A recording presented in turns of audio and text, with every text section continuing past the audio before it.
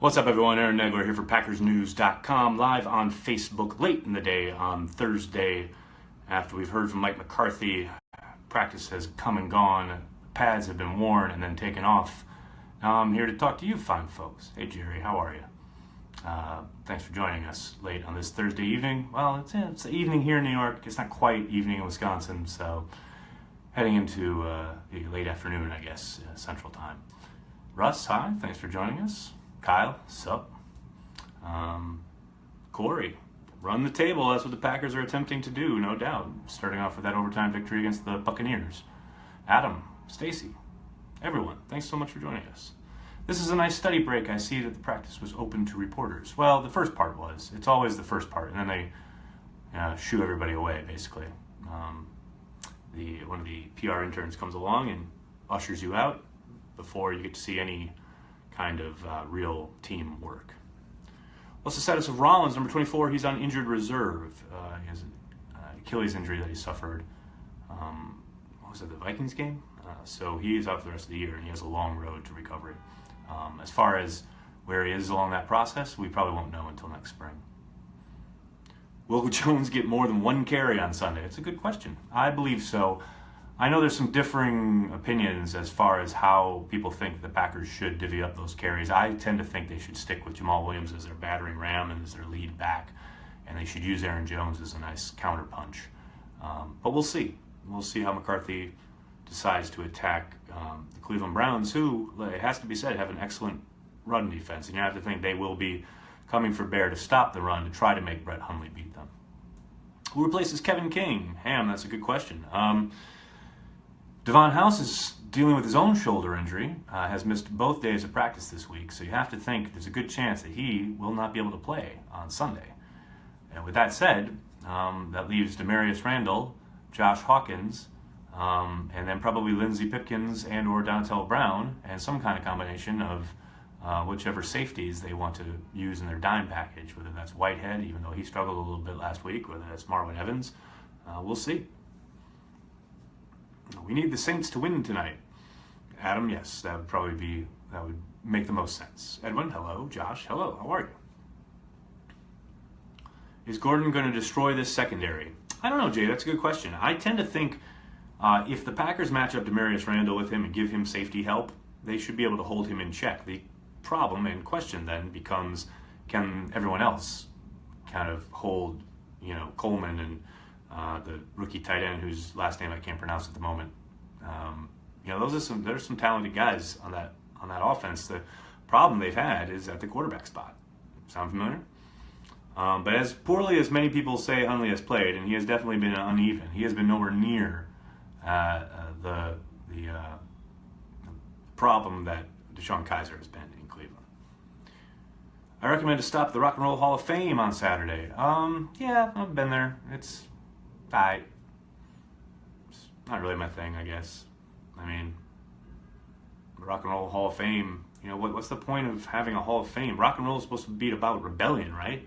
So now we're going to institutionalize rock and roll? Doesn't make a whole lot of sense to me. Who's replacing Mr. Capers? No one as of yet. That's something you have to watch play out throughout the year. And if we get to the end of the season and McCarthy deems it's time for a change, then maybe we'll be talking about that. We'll have to wait and see, but the longer the year goes on, the less I think that's going to happen. King, too skinny to stay healthy? Ward, I don't think so. I think this is a shoulder injury that's been, he's been dealing with since his college days, and I think he tried to gut it out and re-injured it pretty badly and tried to gut through it and just, needs to go under the knife. McCarthy confirmed that earlier today, that he will have surgery this offseason, or actually soon, and then have recovery this offseason. Jones or Williams the bigger role? I know a lot of people are going to be asking that. A lot of fantasy owners wondering about that very thing. We really have to wait and see. How I would handle it, I would use Williams as the battering ram to loosen up a very stout Cleveland Browns defense, and then I would use Jones as a quick counterpunch to take advantage of tired legs. But that's just me. We'll see how McCarthy approaches it. Do you think we have anything to worry about? I don't. You mean on Sunday against the Browns? Absolutely. Any given Sunday, man. What's the number one thing we have to do to win this game? Not turn the ball over, and run the football, limiting Brett Hundley's responsibilities. Do that, and they should win. Is Aaron Rodgers allowed to start against the Panthers? He will be if he is medically cleared and the Packers officially take him off injured reserve. But those are a couple of steps that need to be taken, and they probably won't be taken if the Packers lose this game. I really hope Capers goes. A lot of firing going on all around the league. Hey, Mike, how are you? I tend to think there's a possibility if somebody like John Fox gets fired, and that means that Vic Fangio is sitting out there. Maybe McCarthy makes a move, just because Fangio is well regarded, has had a lot of success against Mike throughout their careers, and maybe McCarthy feels the need, that it's time to make a change. I know it's interesting, and a part of it, though, I think has to do with McCarthy's, contract situation. If McCarthy knows he's going into his last year of his contract without an extension, why on earth would he go and get a new coordinator? I mean, I guess the flip side of that is to try and save his job and try to get a contract extension. I just don't see McCarthy operating that way. I tend to think he's proven loyal to Dom Capers through so much, through all of these years and all of the issues they've had with against the better quarterbacks in the league and these huge, numbers put up in playoffs against his defense. He's stuck with them through all that. So, 1 year he's going to try and make a change? I don't know. I'm dubious. Secondary is looking good. Can't wait for Pipkins to start. Well, I don't think Pipkins is going to get the start. I think that'll be Josh Hawkins most likely on the perimeter. Use Randall as well. But Pipkins, I think, will definitely see some time. It could be down at Feld Brown, too, though. We'll see. Is McCarthy too stubborn to make necessary changes? Yeah, you could say that. I mean, he is one of the most stubborn coaches I've ever seen in my entire life, watching, NFL football for 44 years. I've met a lot of coaches, met a lot of NFL coaches, and he is among the most stubborn.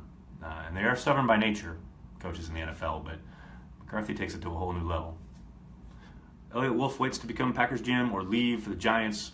Well, I haven't seen him connected to the Giants, but I did see a report that from Tom Pelissero, former scribe at the Green Bay Press-Gazette, that the Browns have done some homework on Elliott. So maybe he goes in for an interview in Cleveland, although it does sound like all the scuttlebutt points to John Dorsey getting that job, the former Chiefs general manager and former higher up in the personnel group at Green Bay. McCarthy gets too comfortable. Possibly, Joan. Corey Banky says, we win on Sunday. Just admit it, Nagler. If I admitted something, if I had to admit it, by admission, it would be a statement of fact. And it's not a fact if it's happening in the future. We don't know what's going to happen. So I will admit no such thing, Mr. Banky. I will say that they have a good chance of winning the game, and they should win the game. However, Mike McCarthy's career in Green Bay is littered with games that they should have won that they didn't. And that's with Aaron Rodgers at the helm. That's all I'm saying. If we win this week, do you think the bad man can pull another crazy run? You mean Aaron Rodgers? Yeah, definitely. Who is Murphy's boss and when is his contract up? That is outstanding. Well, pretty much. I mean, he doesn't really have a boss, but if he had to kind of distill it, it'd be the executive committee. And, they're making money hand over fist. Titletown's opening up. I don't see them rocking the apple cart anytime soon. Is this the start of a 3-year downturn? Man, you guys are pretty dramatic. Let it play out. I tell you what, the next 18 months are very pivotal as far as the direction of the franchise. There's no doubt about that. But let's slow down on a start of a 3-year downturn. That's out of left field. What do you think Raji is eating for dinner tonight? Steak. No doubt. Steak. If the Pack loses to the Browns, TT should be out. Man, I tell you what. I said it on my podcast today, which I highly recommend you checking out at PackersNews.com, the latest episode of Nagler's Never Right. If the Packers lose this game, the internet is going to be a tough place to exist in Packerland for a good long while. Because it is going to give cover to everyone who wants to make knee-jerk firings and, whose solution to all problems and all issues is to fire everybody.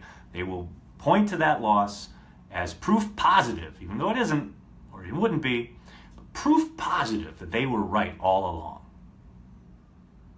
man, buckle up is all I got to say.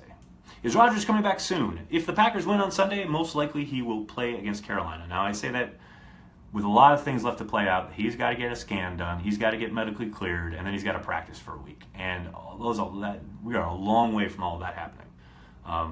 Most of all, they have to win first. If they win against Cleveland, there's a good chance you see Rodgers again. But if they lose against Cleveland, I doubt you see Rodgers again. You think we will win on Sunday, James? I highly recommend checking out PackersNews.com tomorrow for our prediction video, where you will get the answer to your question. Why do you always defend Packer management? Dennis, I don't defend Packer management. I try to take a long view and not make knee-jerk reaction/decisions. Because you can't just sit there and say, oh, they're terrible. Well, no, they're not terrible. They won a Super Bowl. They're contenders every year. That doesn't just happen. Look at the team they're playing against this weekend. Look at a bunch of teams around the league who are constantly firing general managers, hiring coaches, going through cycles every 2 or 3 years, hiring and firing. Who's winning Super Bowls? Teams with management in place, coaching in place. Now, sometimes moves get made. There's no doubt about that. I mean, I think the one outlier really is in Denver, where obviously Elway fired his coach in John Fox and hired his buddy in Kubiak after using free agency to build his defense and go get a quarterback. That's a real outlier. But now look at the struggles that Denver's going through. Denver sold their soul for that one Super Bowl, and now they're not going to be contenders again for a while. Whereas in Green Bay and places like Pittsburgh or Seattle that, win consistently and are contenders year in and year out, that's because they have stable management and stable coaching staffs. And they don't change things willy-nilly. Now, the Packers are coming up on a time where they're going to have to make some decisions, whether it's, what they're going to do with Ted Thompson because his contract is up after 2 more drafts, what they're going to do with McCarthy because his contract is up after next season, and then obviously McCarthy has to make the call on Capers. But these are all things that have to play out. And when people just when a bad play happens or a guy makes a decision, like McCarthy on Sunday, that 3rd and 1 to Jordy Nelson, which came up short, and then he kicks the field goal. And I literally have people tweeting me, oh, McCarthy needs to be fired. That's beyond ridiculous. It's petulant nonsense. I'm not defending Packer management. I'm taking a long view and trying to make the right call rather than the instant call. Just because I don't confirm some of your prejudices doesn't mean I'm defending anyone. Wordsmith Nagler, I don't know about all that. This season isn't over yet. Yeah, you're right. Absolutely it isn't over yet. You have to let it play out. Remember in 2010, what happened that year? Oh, the year they won the Super Bowl? When Rodgers went down against Detroit, and after not being able to score a point in Detroit in the first half, and then they went into New England and lost, and it was all over. It was all over but the crying. And this was after overtime losses to Miami and Washington earlier in the year. McCarthy, everyone was calling for McCarthy to be fired. I remember writing a post right after that Detroit game. You gotta let it play out. People are so quick to pull triggers. Season's not over yet. Let it play out. Then look back, see what happened, and make your determinations. Petulant nonsense for the win. There's a whole lot of that on the internet. Should have been in the Super Bowl in 2015. Absolutely, I agree. And if Brandon Bostic does his job, they are. Packers are the smallest market in the league. Their record should be Detroit's or Vikings. Yeah, I could see that. Packers should have more than one ring with Rodgers. Management to blame. Man, see, that's a whole can of worms, and would take longer to talk about than I have for you this evening. But needless to say, no one deserves anything. No one's owed anything. Rodgers is a generational talent. There's no doubt about it. But he hasn't exactly lit it up in some playoff games. He hasn't exactly put the team on his back when this godlike quarterback has been offered opportunities. Rodgers isn't blameless here. So, yeah, okay, Rodgers, they only have one ring with Rodgers. Well, Rodgers is part of the team, and Rodgers has parts to do with that. So it's not all on management. It's not all on the coaching. It's not all on his fellow players. It's a team game. It's on all of them. You aren't making excuses. You are deaf if you think I'm making excuses, because that means you didn't listen to anything I just said. Well, Aaron, why haven't the Packers had a defense for the last decade? Because they have drafted poorly and they have eschewed free agency until this year. There. Next. Are you already in Cleveland? I hear a bunch of sirens in the background. No, I am actually in Midtown. I had an event for my daughter's school this afternoon, and now this evening I have an event for my wife's work. So I'm in a hotel where I'm staying tonight, and you see the beautiful visage of Midtown Manhattan in the background, including Times Square, which is like a block that way. Never forget the Browns were beating the Vikings at half, but then remembered, oh yeah, we're the Browns. Yeah, that game was in England, right? I think that was one of the London games. But yeah, you're right.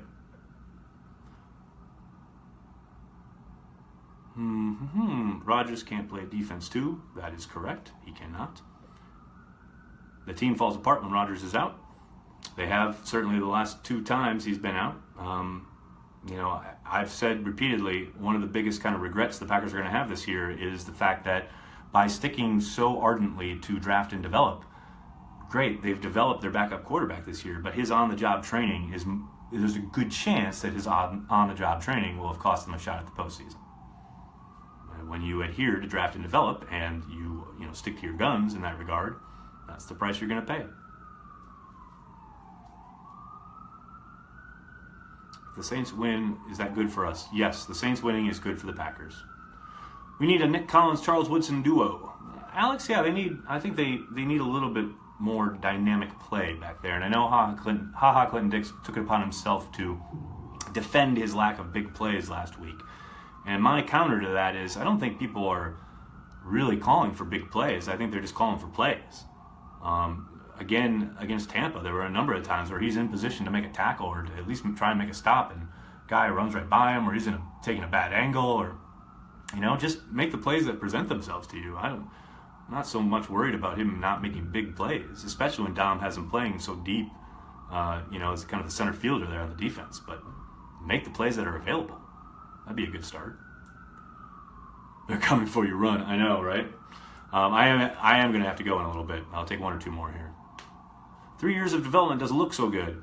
Well, that's the thing with Hundley. I think looking back now that we've got like kind of a month to sample of Hundley's play and see his development on the field as a starter, it kind of tells you why Mike McCarthy used the game plan he did for his first start against New Orleans. McCarthy's not, he's not the dummy a lot of you think he is. That game plan specifically tells you, he practically hid Hundley. I remember after the game writing the Morning Buzz post saying, Packers hide Hundley. He knew. McCarthy knew after 3 years these were the limitations his quarterback had, and he had to play to them. I think he got a little overzealous after that Chicago game, that fourth quarter, where Hundley really kind of came alive. And that was what kind of led to the disaster against Baltimore. But for the most part, I think McCarthy's handled Hundley really, really well, given the limitations that the quarterback has. Need more activity in free agency, seeing we always pick at the bottom of the draft. Raiden, I couldn't agree more. I think it's not even a question of having to be really super active at the beginning of free agency, the first few days when stupid money is being thrown around, but just supplementing the obvious kind of stress areas on the team with that first wave of free agency, I think would do a world of good. I absolutely agree there. Then why keep him? Because he's your backup, and because they believe in draft and develop, and because what else are they going to do in the middle of the season? They weren't going to go sign Colin Kaepernick, who by the time he learned the offense, they're definitely out of it. That's what people don't get. It's not Madden. You don't just plug a guy in off the street and go. If they were going to sign somebody, like a veteran backup, it would have been in the offseason, but they didn't do that. He is our future, says Will. I don't think Brett Hundley is the future at all. Kevin, will Cleveland stack the box and make Hundley throw? Yes. I think you're surrounded. Dan, I know. It is Midtown Manhattan, man. What are you going to do? All right, everyone. Thanks so much for sticking around. Thanks for listening. Thanks for talking. Thanks for commenting. Make sure you're checking PackersNews.com. Like I said, latest podcast is up. all sorts of great stuff from practice today. Make sure you're checking the Packers podcast with Tom and Michael, and all the latest at PackersNews.com. And I will talk to you from next time I talk to you. I'll be in Cleveland. Thanks a lot, everyone. Have a good day.